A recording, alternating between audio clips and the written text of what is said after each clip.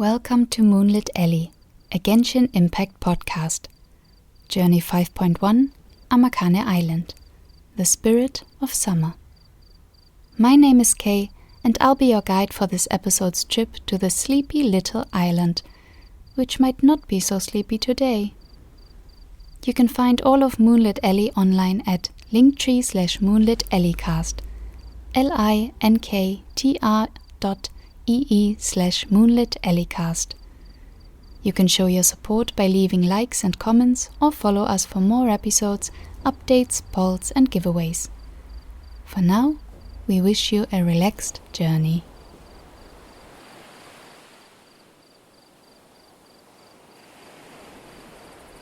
Even at dusk, the oppressive summer heat had kept Amakane Island in its merciless clutches.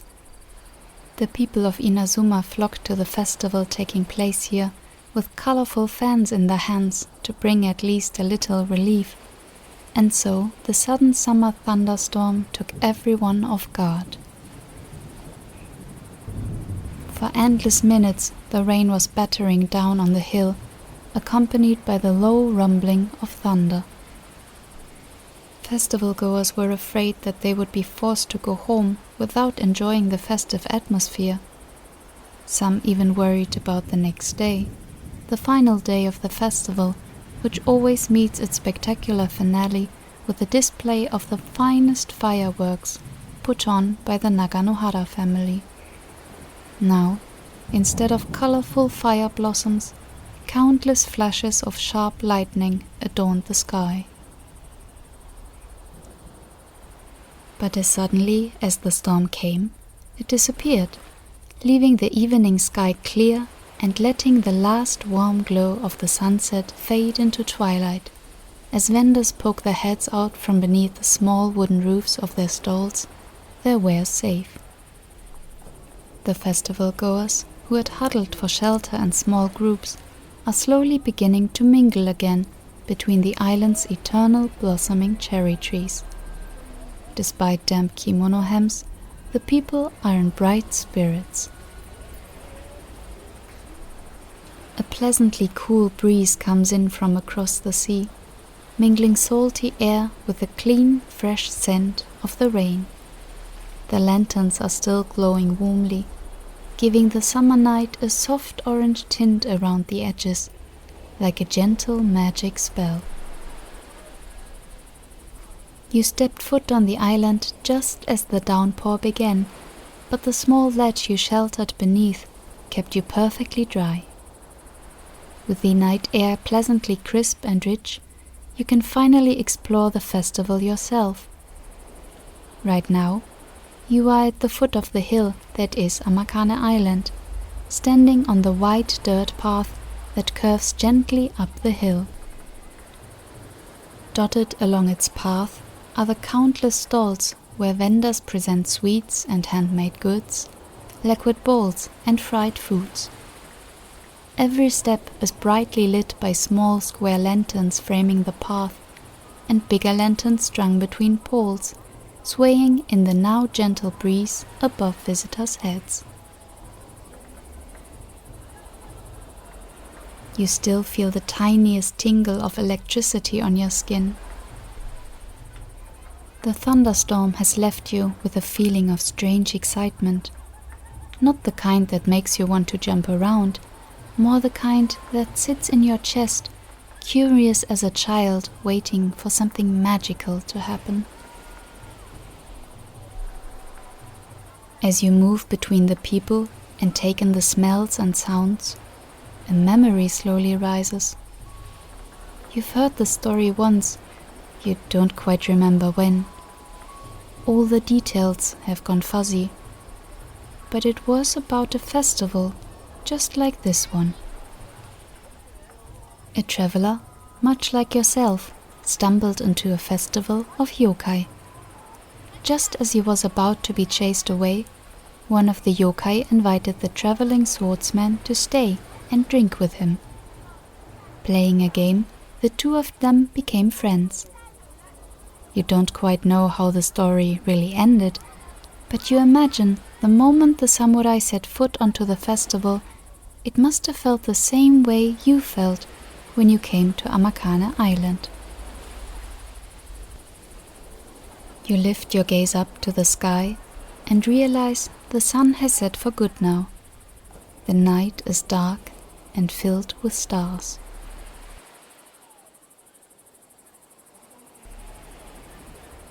From the corner of your eye, you feel like someone is looking at you. As you turn your head, you realize it's only the hollow eyes of a fox mask a woman wears on the side of her head. She stands next to a rack which shows a wide display of all kinds of masks.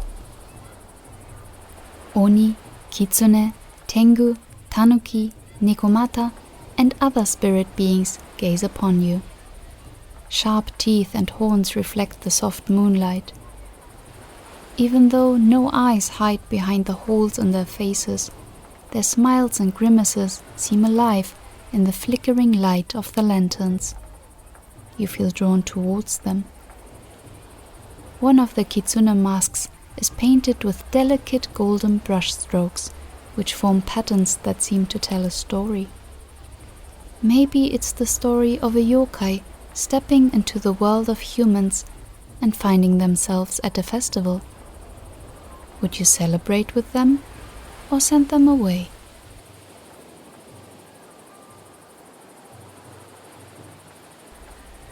You follow the path's gentle upward slope towards where people have begun mingling between the stalls. The breeze carries the scent of frying dough and makes a display of countless wind chimes tinkle with it. You follow the sound like an unassuming little song, the bright colors soon catching your eye. This stall was decorated with care and playfulness.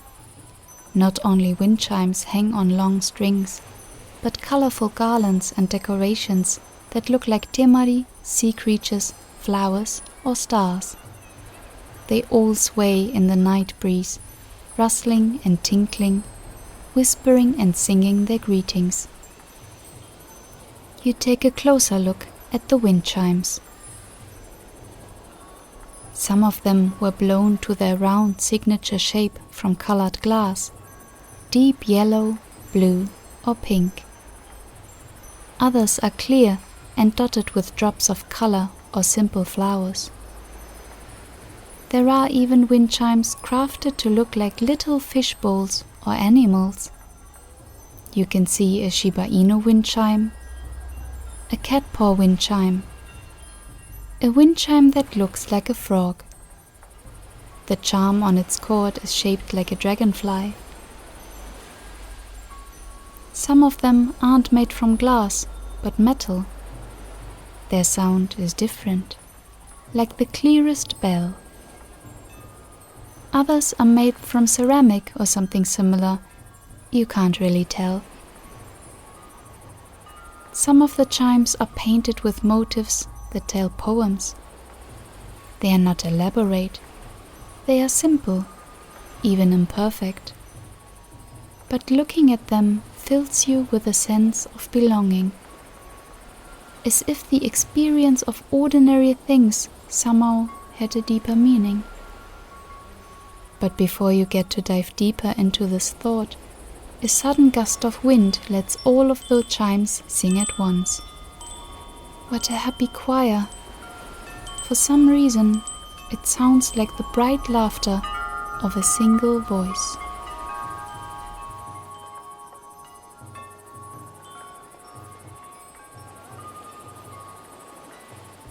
When you listen closely, you can hear the rustling of the wet branches and the song of the waves past the murmur of the crowd. The chatter and laughter around you makes you feel at ease. You could probably take a seat and spend an evening watching only the small worlds caught within the patterns of the kimono and yukata of the people passing by, the way their colors and patterns swirl together. Floral designs seem to be the most popular, but you can also spot fish and even fireworks next to more humble ornaments like stripes and squares. Wait, was that a foxtail? or just another yukata sleeve. You step aside for a moment as more people flock towards the stalls or carry sweet and savory treats alike to be enjoyed off the path despite the lingering raindrops. The size of the crowd is just right, but you take a moment off to the side to quietly soak in the joy of it all. So many people with so many stories, all from different walks of life, but tonight everyone feels the same wonder. An elderly man is triumphantly holding a bag with a fishy one, his grin boyish and proud. A couple, walking arm in arm, smile at matching charms dangling from their hands, a memento of a wonderful evening.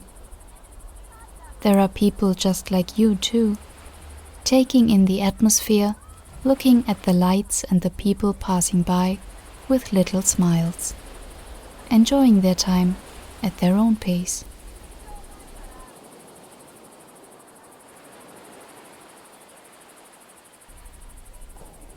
The last bit of the way is framed by lanterns. Like little guardians, they sit on the ground next to cherry trees. You take your time while you let them guide you uphill until the clayey ground changes into weathered stone steps. Some of them have almost vanished into the soil, and moss covers their sides and cracks. They must have witnessed countless festivals, so many happy memories. You count the steps as you go. 1, 2, 3, 4. After a few moves onto the uneven cobblestone, more stairs await. 1, 2, 3, 4, 5, 6. Now you have arrived at the torii. The red paint on its bottom is already fading. Some vegetation has made its home on the wood, creating a lovely contrast in color. You've heard that before you cross a torii, you need to bow out of respect. It's up to you if you follow that advice.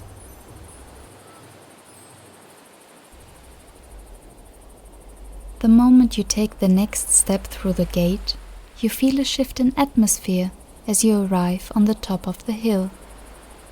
It's quieter here. The bubbly sound of the crowd and the wind chimes have faded into the background. It's a bit darker too.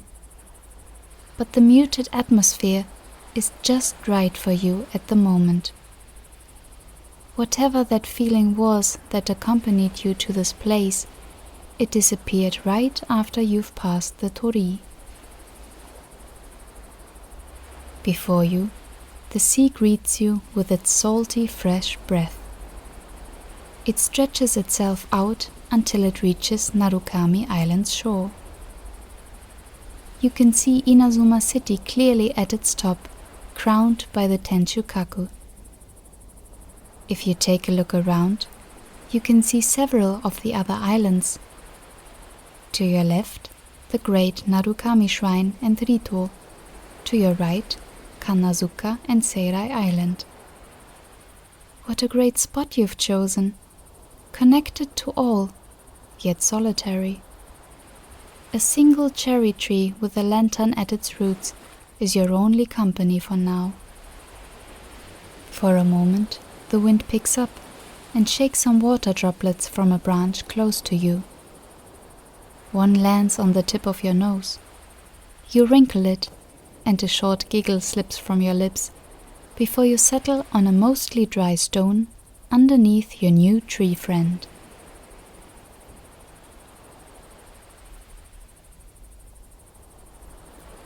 The sound of wind and water is all around you, and you allow yourself to close your eyes for a moment.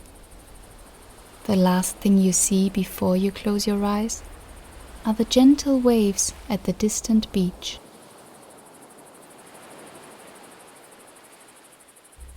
Cherry blossom petals float on the surface of the water, creating little waves themselves, tiny ripples becoming larger circles.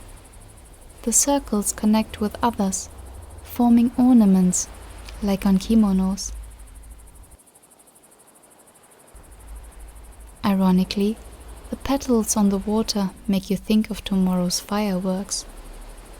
They are like blossoms too, fire blossoms in the sky instead of floral patterns in the water. You open your eyes. It's soon time to go home.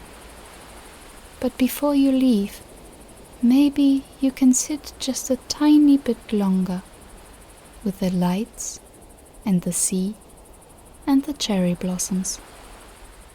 After all, it's still summer.